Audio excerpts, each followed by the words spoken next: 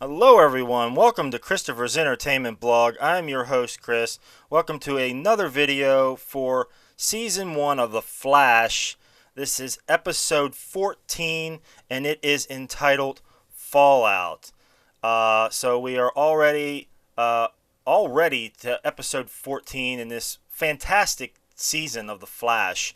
I've really been enjoying this overall season, and it's just great. I love the show. And now this episode entitled Fallout, we have, well, the fallout of what actually happened in the last episode. That was the nuclear man when Martin Stein and Ronnie Raymond, they got them separated, or they were hoping to get them separated, and they exploded into this nuclear explosion. Well, they separated them, and it worked out pretty good. But they still got this connection to their minds, which is pretty awesome, actually. That they have this connection, and they can kind of sense what's happening to the other one. And it was awesome, ultimately seeing them combine together again, and then like seeing them at like their full potential, like with Martin Stein actually communicating with Ronnie, and they were working together, and that like was the proper way to do it. And they were working together. They were quite awesome. I thought it was great. But in this episode, we also see the General Eiling being an ass again, and trying to get a hold of Firestorm, and the whole moment, where Barry Allen like runs in there and gets him and comes out. But it was kind of weird because he did that so quickly. But in the previous like couple scenes or whatever, Eiling throws this box like up in the air, and like all these spikes come out, and he couldn't kind of dodge that. It was kind of weird.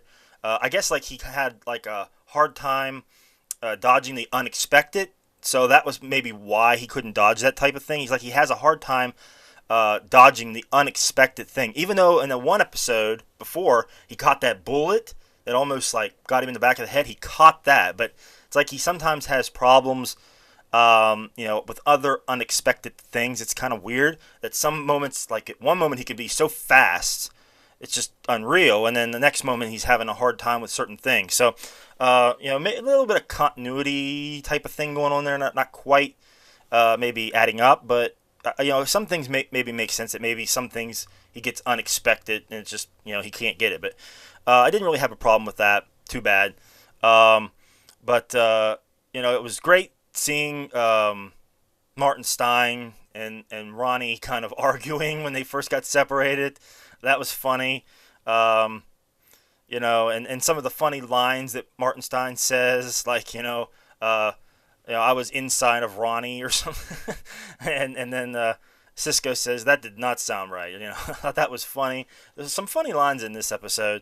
The final scene, I want to talk about the final scene. The very final scene, we got to see Gorilla Grodd, which is awesome. We got to see more of him, and I guess they took out Eiling. I mean, he got kind of gave him to Gorilla Grodd, and he took him, and I supposedly think that Eiling's gone. He's dead now.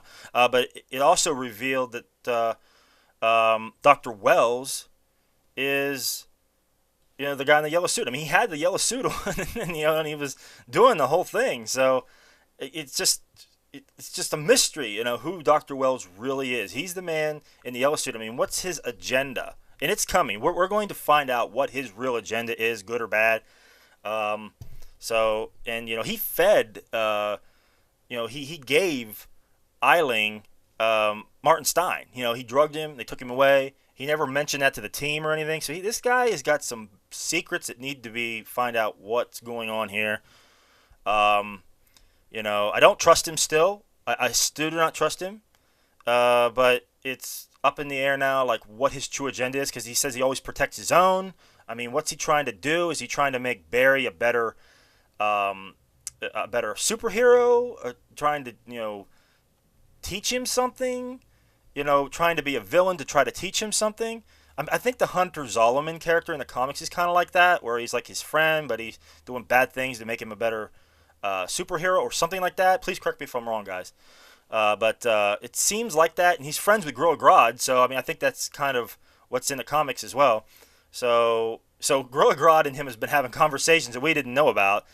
So there's something else going on there. I hope we get like a backstory of what Gorilla Grodd's been doing. I hope we actually get an episode of that with more of Gorilla Grodd, like what he's been doing. I mean, how he's progressed. I mean, he's just down there in the sewer or whatever, just chilling out. We need some more backstory on Gorilla Grodd. That would be awesome. But yeah, we also see real quick. We see Iris. Is she's kind of getting annoying a little bit. I think a little bit, starting to get on my nerves. She's doing this newspaper thing now, and I don't know what the guy's name was in the episode. The guy that trying to get her to investigate Dr. Wells and Starlab and all this stuff, and you know, she's kind of becoming annoying. Like she's going to become like the thorn in the side of Barry and the team. Like she's going to try to investigate what's going on in Star Labs. Because she had the picture of Ronnie as Firestorm, and and she's kind of suspecting some things and going on and trying to do some work to try to find out what's going on in Star Labs. She might become like a real thorn in the side of the team, trying to uncover this type of stuff. I mean, I don't know. Kind of annoying. But yeah, there's that. There's that. I mean, it's just, I don't know what to think about that yet. I mean, she's going down a path where she's not that likable of a character right now. I mean, I liked her in the beginning, and now she's like taking this turn where she's kind of like, going to investigate the team and maybe become this like annoying character, which, we'll see. Yeah, guys, man. Also, yeah, real quick. Joe finally tells Barry what's going on with his mother and those 3D images in the house and everything, and that he tells him that, well, you can go back in time. That's your blood on the wall, and yada yada yada. You can go back in time, and he goes down and talks to Martin Stein about theoretically going back in time and how to do that. And Martin Stein tells him, well, you go so fast at one point that you will go back in time. So he tells him that. He knows that he's going to go back in time at some point now. And I think he's going to go down a path where he's going to try to do that. Because he thinks now, at one point he thought, well, he's going to fail and yada yada. And now at the end, he finally believes that maybe he can change something. Which I don't know if that would be true or not. I don't think so. But because if he would change it, he wouldn't become who he is. It's just like a time paradox type thing. If he would change those events, even though he wants to naturally, but he wouldn't become who he is.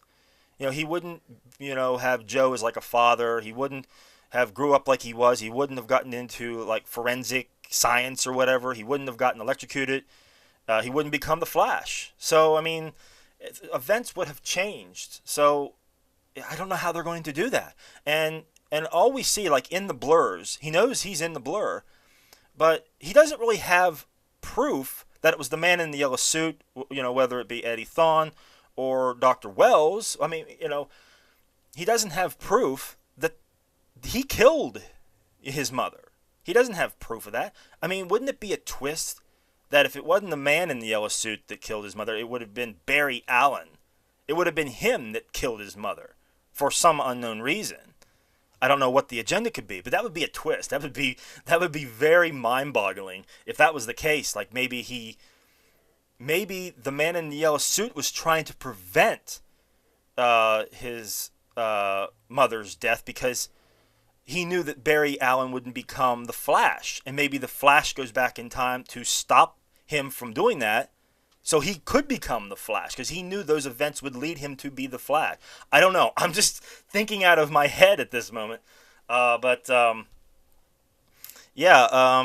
would be very interesting if they went down that route or something like that. I mean, who knows? There's got to be a twist there somewhere because we don't really know who killed his mother. We don't know. So, we'll find out. We'll definitely find out. We're coming down the end of the stretch of this season. It's coming quickly. So, I mean, how many episodes left? I don't know, like 5 or something? There's a handful. 5, 6, 7? I don't know. But yeah, guys, very cool episode. I really liked this episode a lot. I really did. So much stuff going on. Also, if there was anything I missed, guys, please let me know in the comments. But that's going to do it for me, guys, for this week. Another great episode of The Flash. But please like and subscribe, guys. I do appreciate that support.